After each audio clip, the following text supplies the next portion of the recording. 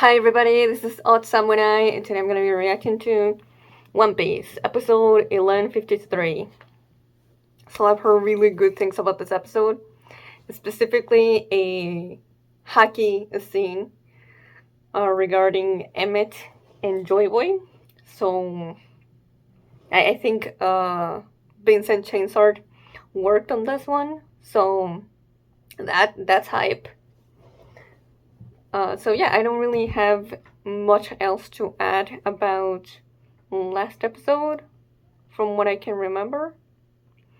So let's just get to it. Man, I think after this one, there's only like 2 episodes of the arc and then we're done.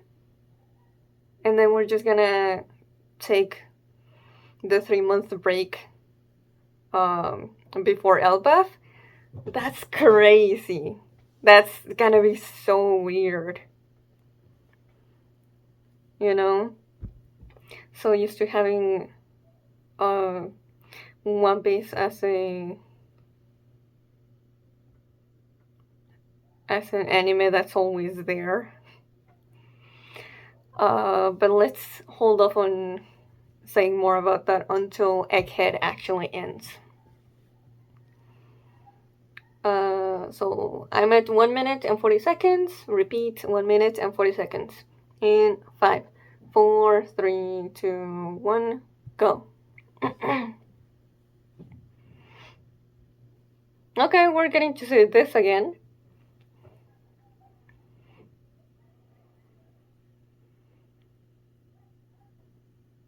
Because I did see that we were getting this recap, but then I didn't.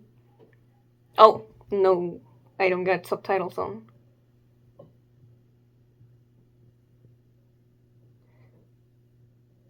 Well, good thing it's a recap.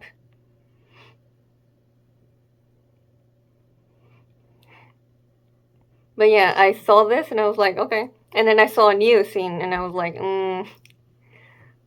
might as well just rewatch. It's awesome anyway. Look at that!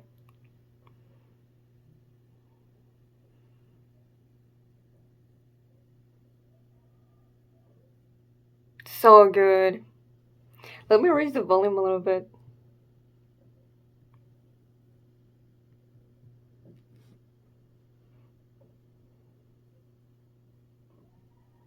Oh, the music. Iceberg. And this too. Oh, with area.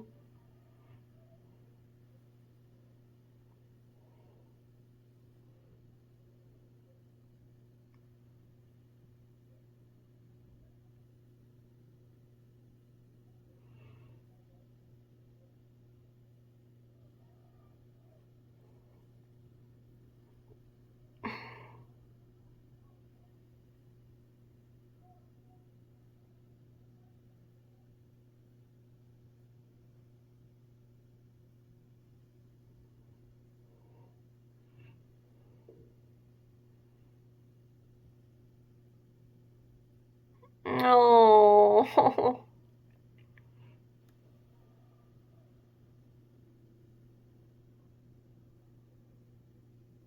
Oh, so sweet.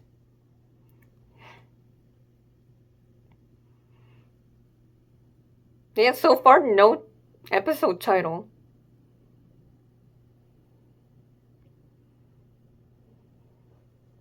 Yep.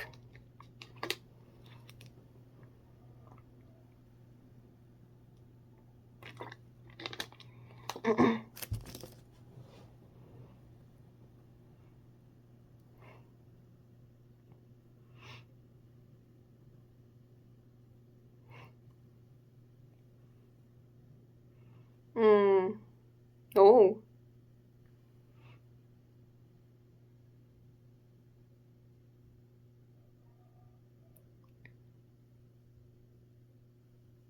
His voice sounds different here.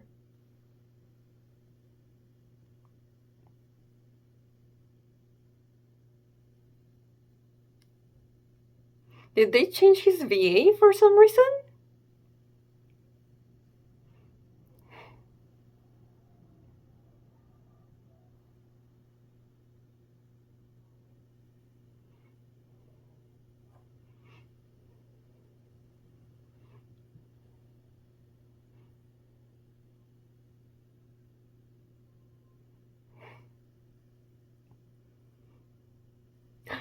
The red hair pirates.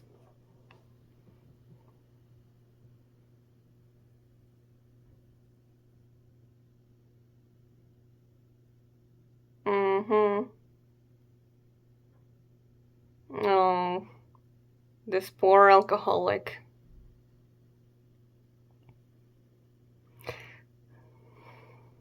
So different seeing him now after what we've learned from him in the current arc.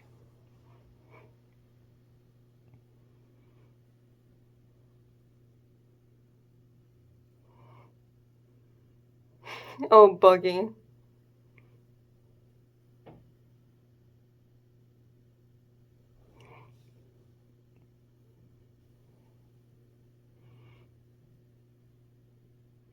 I don't know, but surely it's not you. Oh, we're getting this double pitch spread.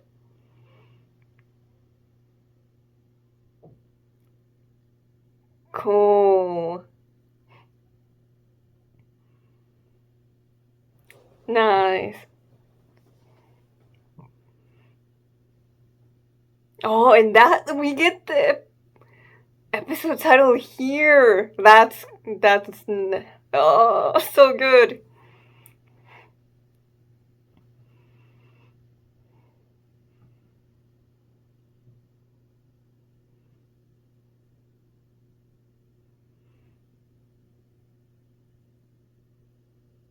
I mean, Whitebeard Heart already confirmed it, but yeah, second confirmation.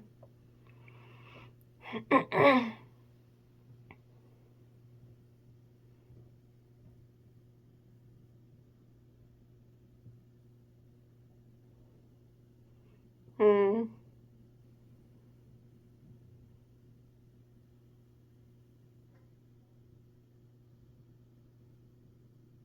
Sword.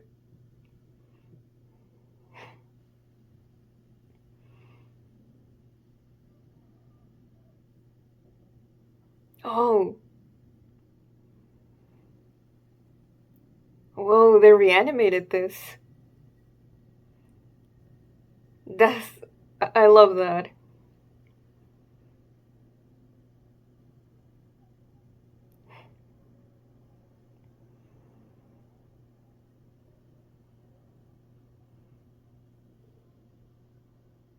No, Kobe.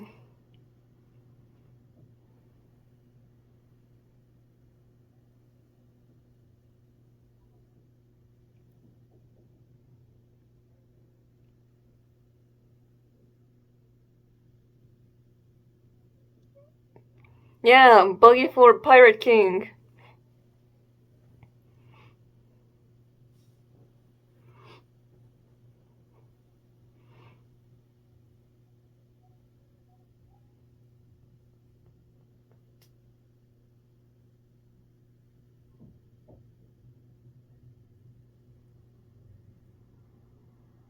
Okay. I didn't fully remember if he said that, so that's why I was waiting.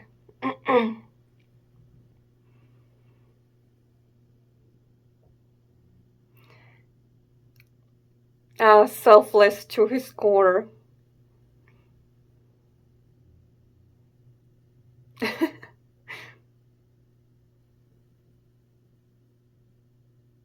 Oh boy. I wonder what they talked about.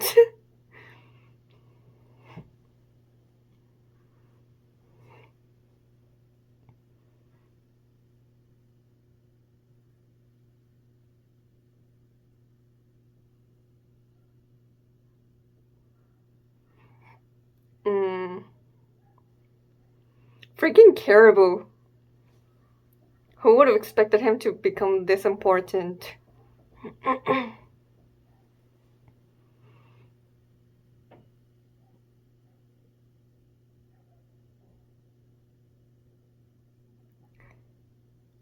Ooh. Forgot that was the actual last sentence of the broadcast. Who? Joyboy was his. Dot dot dot.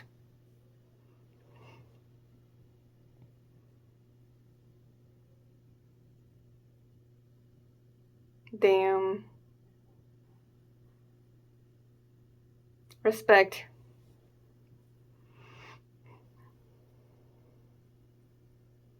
Emet did its best to protect the broadcast, but it was bound to be interrupted or fully stopped at some point.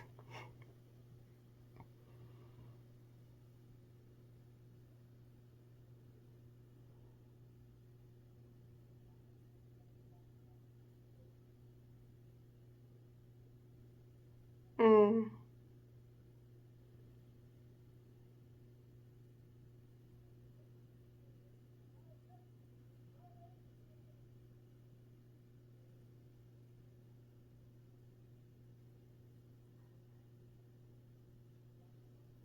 Also, I can now remember who is who uh, of the Gorosei in their um, beast forms. The boar is Warkuri, and the worm is Jupiter.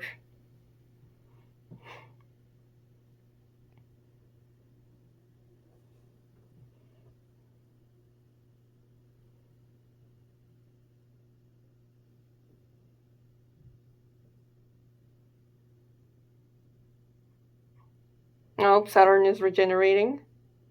It took him a bit, though. That's interesting.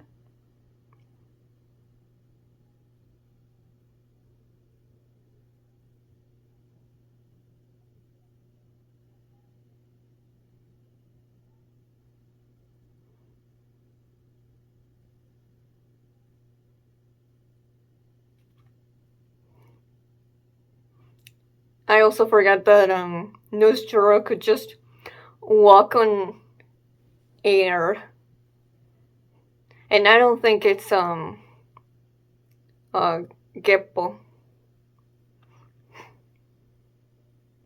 I think it's part of the transformation.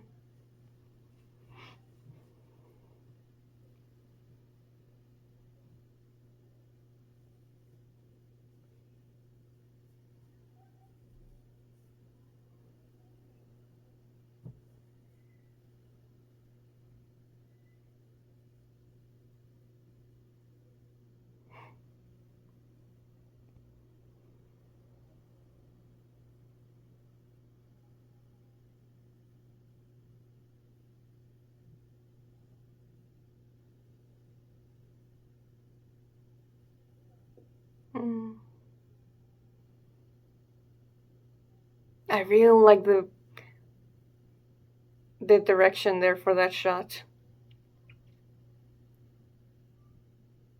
All bright where Luffy is, but then obviously the part of Egghead where Emmet is full of flames.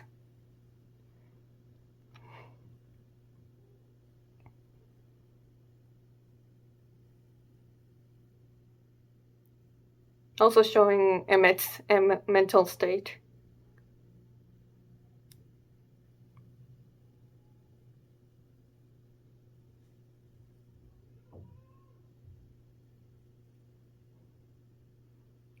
Monkey D. Luffy.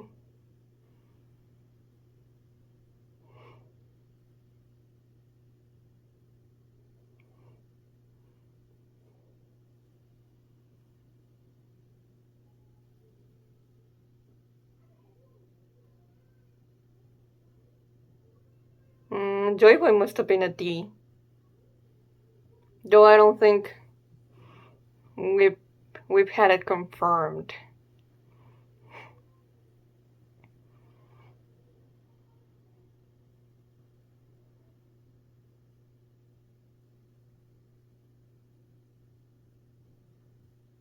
Oh.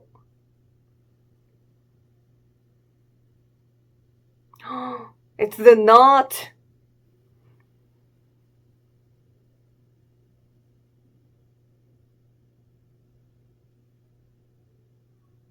Oh!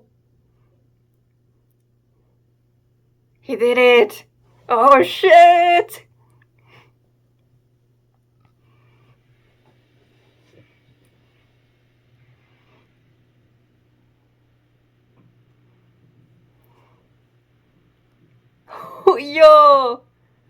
Look at the way he's animated there.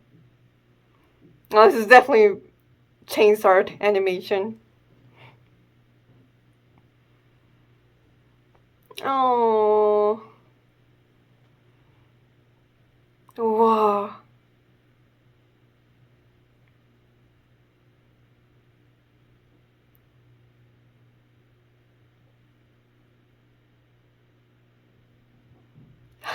Insane.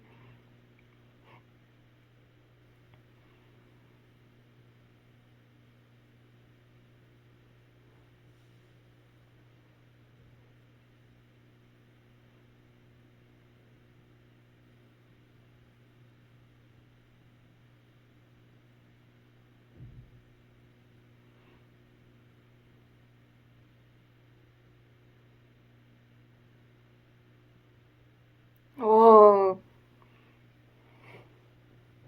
I love the colors here.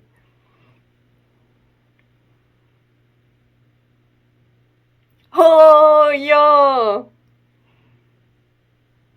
The black and white art style?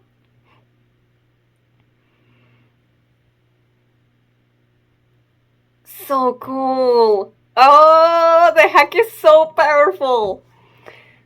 It literally is sending the elders back to Marijoy. Oh, Marcus was there already. Okay. It has Mercury on his knees. Yo. Yeah, even Emu felt it.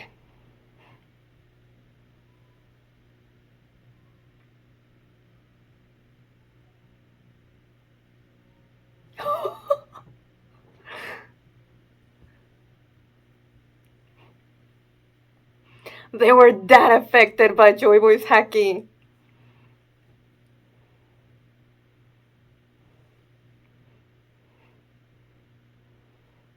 Oh.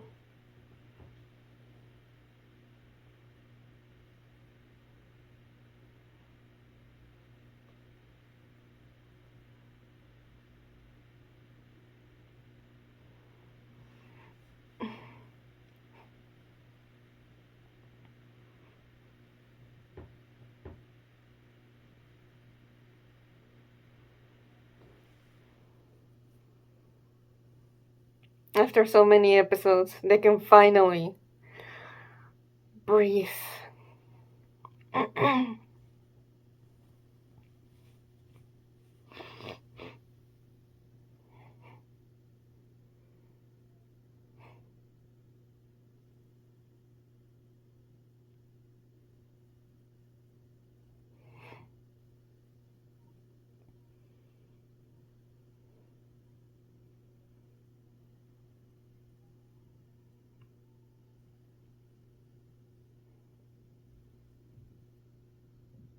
Mm.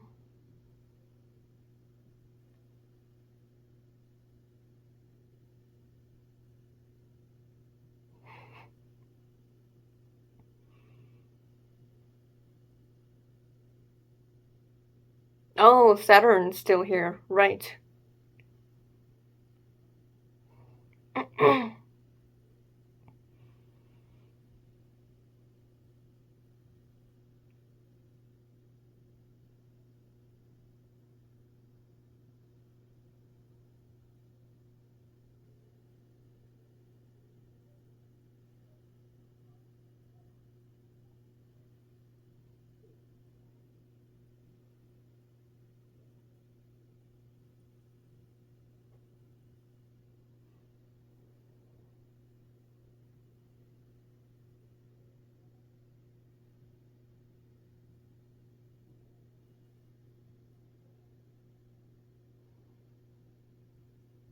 Oh, the lighting here with all the yellow.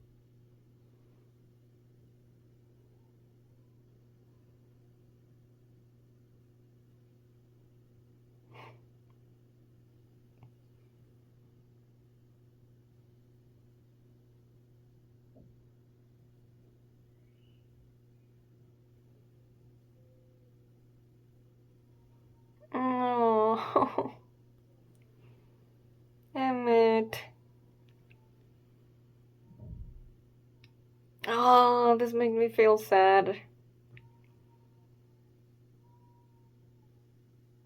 Like, I felt more hyped in the manga, and then I got the feels, but here I felt for Emet.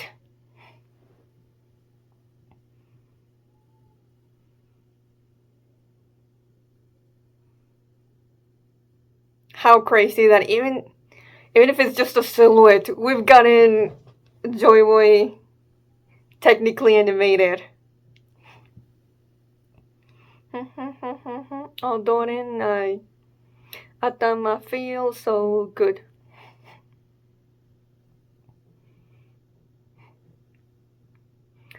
Sokono boys and girls. Sokono boys and girls.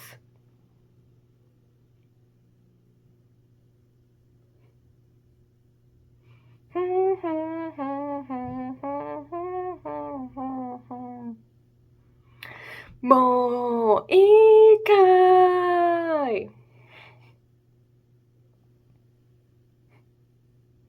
Mo iyo.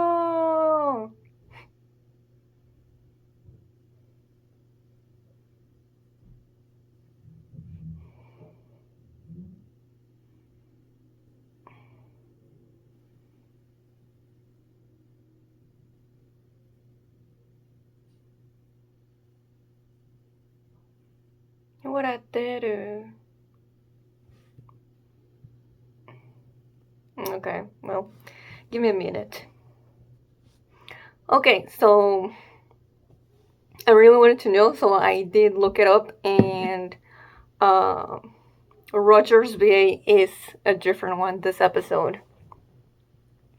The previous one, the one that we got from like episode 849, Masane Tsukayama, I don't know why they would have changed them, honestly.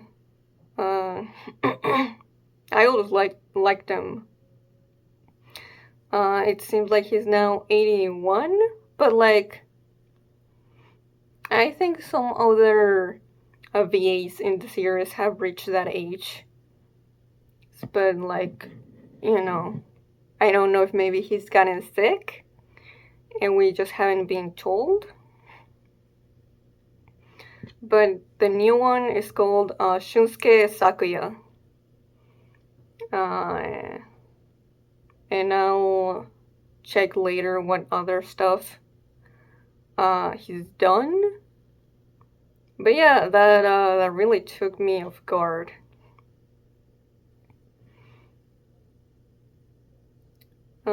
But we'll see. We'll see how he does, and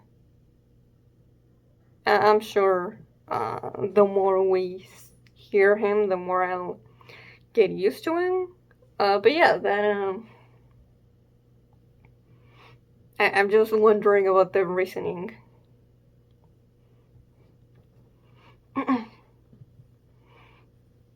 Yeah, we got that. Oh, the way that they did that double page spread with just showing everyone individually was the right way to do it. And I like how they had this sort of like grayish lighting to it as well.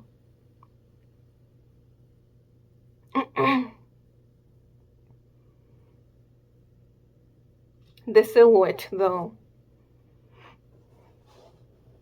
If I had to give a guess, I have a character in mind from that was introduced in the current arc in the manga, but I'm not gonna say the name.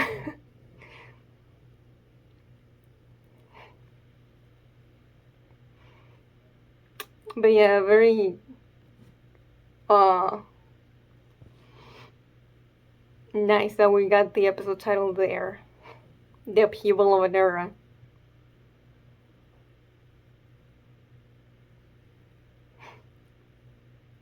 And also we get Kobe remembering his very early interaction with Luffy.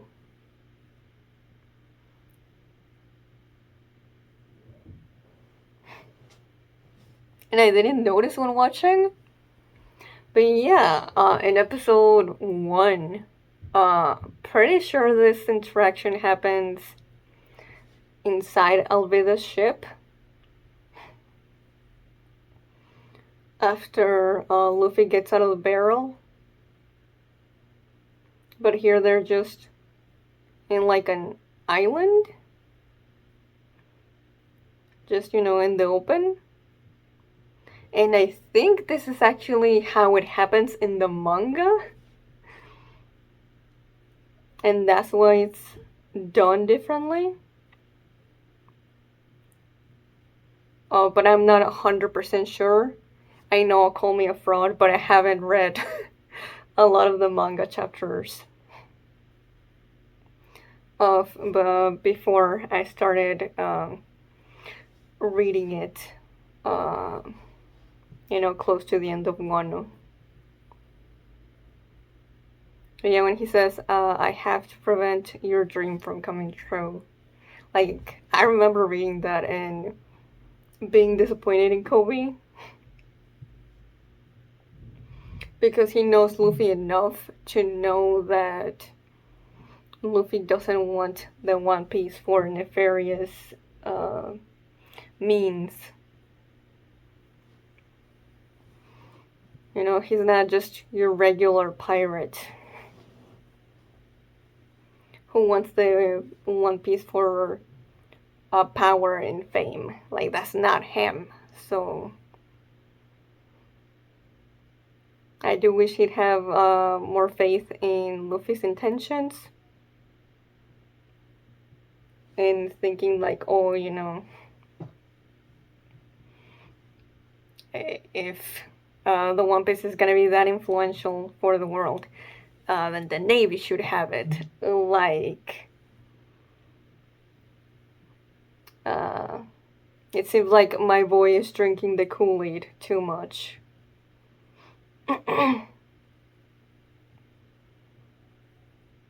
Like, Luffy's the perfect person to get the One Piece. Doesn't he say, like at the end of Dressrosa, like, I don't want to be an important person, I just want to be Pirate King. And that's Luffy in a nutshell. Like, when he says he's gonna be Pirate King, he doesn't mean like he actually wants to rule over people. It's because once he obtains that title, it'll mean he's the freest person in the world. But it doesn't seem like Kobe gets it.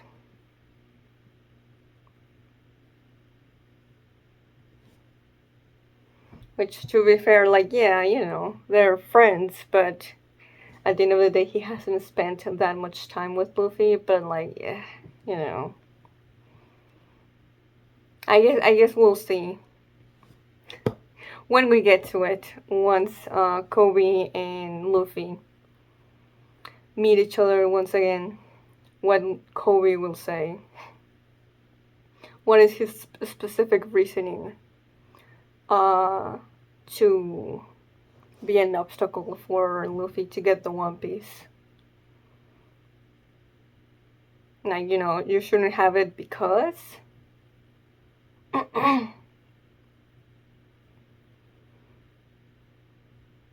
but yeah, rest of the episode, I mean, the whole episode was pretty good, but, like, the highlight was definitely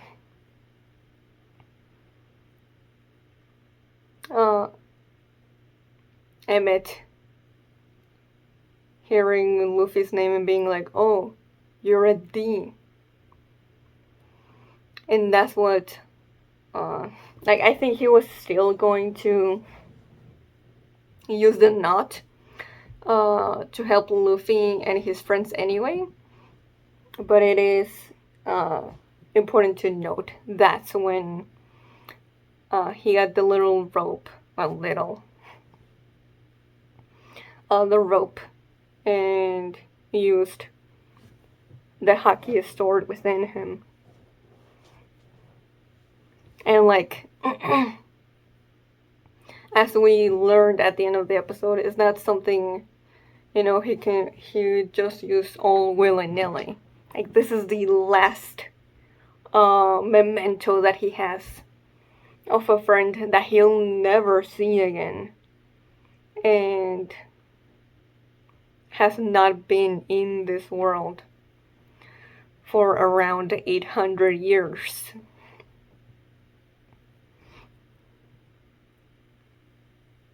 And this is, something that has kept Emet not feeling lonely because of being a remembrance of that. And yet, he used it because Luffy reminded him that much of him and wanted to help him in continuing on his journey.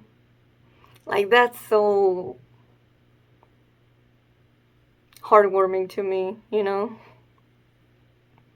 The passing of the torch of kindness, if you will.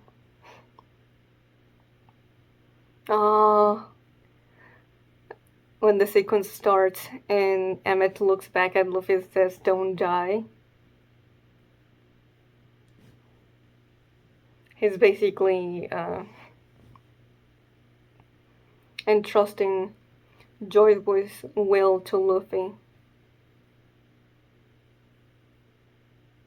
And even though Luffy has no idea what this action really, all the weight that it has, you can see in Luffy's expression that something about this feels emotionally powerful. Like, there's more to this that meets his eyes. But he just doesn't know. He doesn't get to see that memory that we do. He's just seeing this robot that he just met that mistook him for someone else. And he's basically sacrificing himself for Luffy.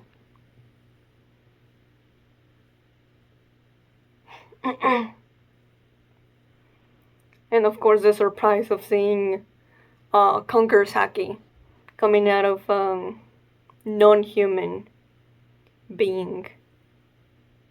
And what that could mean. Now, we know that it's not Emet's own Haki. But Luffy doesn't know that. So yeah, outside of the animation, I really wanted to hone into the character writing here. Because, like, it goes without saying how impressive the scene is already just visually. And I don't think I'd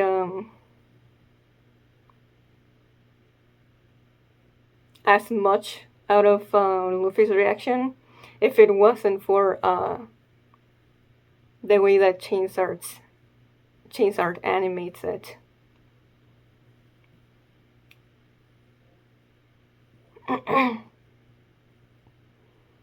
But yeah, also we hear Emu like straight up like screaming. Let me hear that again. Oh, it sounds otherworldly. If I had to choose a word. Also, I do wonder if the silhouette coming towards them is another character we know from Elbaf. Oh yeah, the way that Emu is even trembling?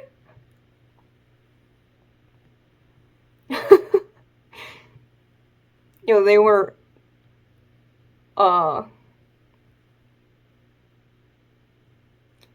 traumatized by whatever Joyboy's hacky did to them in the past. Both fear and anger is very high on the emotions Emu is feeling there.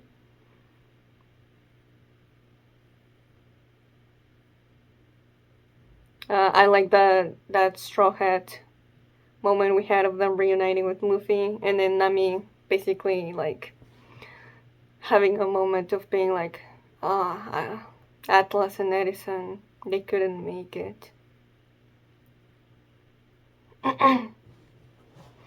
All of the flashback between Emet and Joyboy, the lighting here makes me think of One Piece ending 1, which I wonder if that was intentional. Also, I heard that Joyboy's VA is actually the same VA that gave Luffy his voice in like the very first OVA that was animated, I think, by like Production IG. I could be wrong. But yeah, it was before the toy anime started.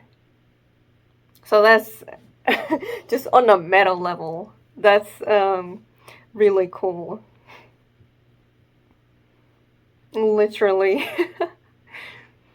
A Luffy from the faraway past.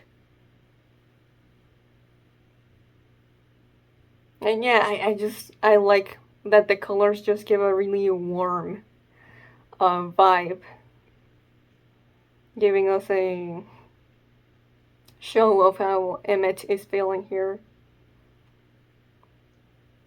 Yeah, so happy. It's like you're still here even after your death.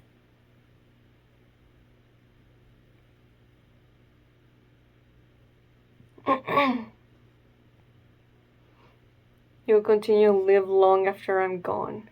But also goes to way back to Hiruluk's philosophy, you know? I mean, Joyboy, you know, obviously couldn't have an idea of that his name would still be around this long after he was dead. So even just through Emet, right? If there was one person who still remembered him, then he's not dead. When does a man die? When he's forgotten. Of course, there's Sunisha as well, but like, I don't know what the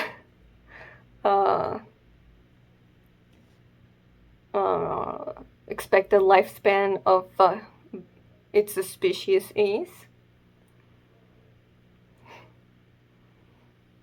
So we only have this flashback, but we don't know how Joyboy interacted with Sunisha.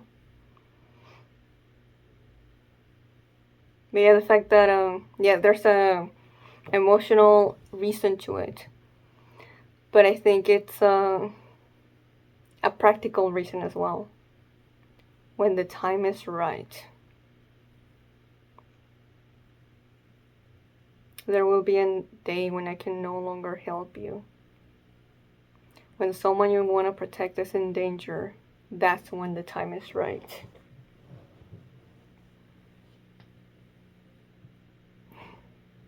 Yeah, like, I love that this is the first true glimpse we get of Joyboy, and it's of him thinking about protecting a friend, or a friend of a friend, the friend of a friend, when he's not able to do anything. That feels very Luffy to me. And to make sure that Emet doesn't feel lonely when he's not there. Yeah, I really like that so much. Yeah, man. I think the anime elevated Emet for me. So, yeah. If you enjoyed this, please like and subscribe. Till next time. See ya.